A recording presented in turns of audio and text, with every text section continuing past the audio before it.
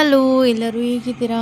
ಚೆನ್ನಾಗಿದ್ದೀರಾ ಅಂತ ಭಾವಿಸ್ತೀನಿ. ಇವತ್ತು ಸ್ವಲ್ಪ ಏನಾದರೂ ಸ್ನ್ಯಾಕ್ಸ್ ಥರ ಮಾಡೋಣ ಅಂತ ಹೇಳಿ ಸ್ವೀಟ್ ಕಾರ್ನ್ ತಂದಿರೋದಿದೆ. ಸೊ ಸ್ವೀಟ್ ಕಾರ್ನಲ್ಲಿ ಏನಾದರೂ ಚೆನ್ನಾಗಿ ಸ್ನ್ಯಾಕ್ ಮಾಡೋಣ ಅಂಥೇಳಿ ಸಿಂಪಲ್ಲಾಗಿರಬೇಕು, ಬೇಗ ಬೇಗ ಆಗಬೇಕು. ಸೊ ಅದಕ್ಕೋಸ್ಕರ ನಾನು ಒಂದು ಬೌಲ್ ತೊಗೊಂಡು ನಾನೇನು ಸ್ವೀಟ್ ಕಾರ್ನ್ ತಂದಿದ್ನಲ್ಲ ಅದನ್ನು 2 ಹೋಲ್ಡ್ ಮಾಡಿಕೊಂಡು ಎತ್ತಿಟ್ಕೊಂಡಿದ್ದೀನಿ. ಒಂದು ಬೌಲ್ ಹಾಕ್ಕೊಂಡು ಒಂದು ಫುಲ್ ಬೌಲ್ ಆಗಿದೆ ಒಂದು ಸ್ವೀಟ್ ಕಾರ್ನು.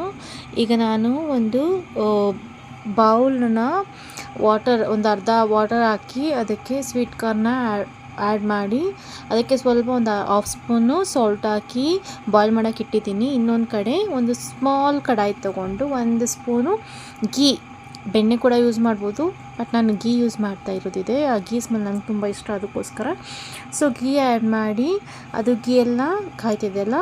ಸೊ ಈಗ ನೆಕ್ಸ್ಟು ನಾವೇನು ಸ್ವೀಟ್ ಕಾರ್ನ ಬೇಯಿಸಿಟ್ಕೊಂಡಿದ್ವಲ್ಲ, ಒಂದು 5 ನಿಮಿಷ ಬೇಯಿಸಿಟ್ಕೊಂಡ್ರೆ ಸಾಕಾಗುತ್ತೆ.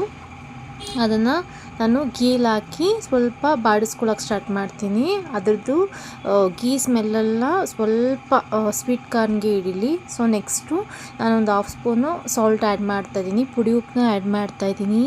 ಈಗ ಸ್ವಲ್ಪ ಖಾರ, 1 ಸ್ಪೂನ್ ಖಾರ ಹಾಕ್ತೀನಿ. ನಾನು 1 ಬೌಲು ಸ್ವೀಟ್ ಕಾರ್ನ್ಗೆ 1 ಸ್ಪೂನು ಟೀ ಸ್ಪೂನ್ ಆಗುವಷ್ಟು ಖಾರ ಆ್ಯಡ್ ಮಾಡ್ತೀನಿ. ಸಂಜೆ ಟೈಮು ಚಳಿ ಸಂಡೇ ಸ್ನ್ಯಾಕ್ ಏನು ತಿನ್ನಬೇಕಂತ ಗೊತ್ತಾಗಿಲ್ಲ ಅಂತೇಳಿದ್ರೆ ಫಟಾಫಟ್ ಅಂತ ಮಾಡಿಕೊಂಡು ನಾವು ಸ್ವೀಟ್ ಕಾರ್ನ್ ತಿನ್ಬೋದಲ್ವಾ. ಸೊ ಅದಕ್ಕೋಸ್ಕರ ಈಗ ನೆಕ್ಸ್ಟು ಏನು ಮಾಡ್ತೀನಿ ಅಂತೇಳಿದ್ರೆ, ಇದು ಸ್ವಲ್ಪ ಒಂದು ಆನಿಯನ್ನ ಚಿಕ್ಕದಾಗಿ ಹೆಚ್ಚಿಟ್ಕೊಂಡಿದ್ದೀನಿ. ಅದನ್ನು ಸ್ಟವ್ ಆಫ್ ಆಗಿದ್ದಾದಮೇಲೆ ಆ್ಯಡ್ ಮಾಡ್ಕೊಳ್ತಾ ಇದ್ದೀನಿ.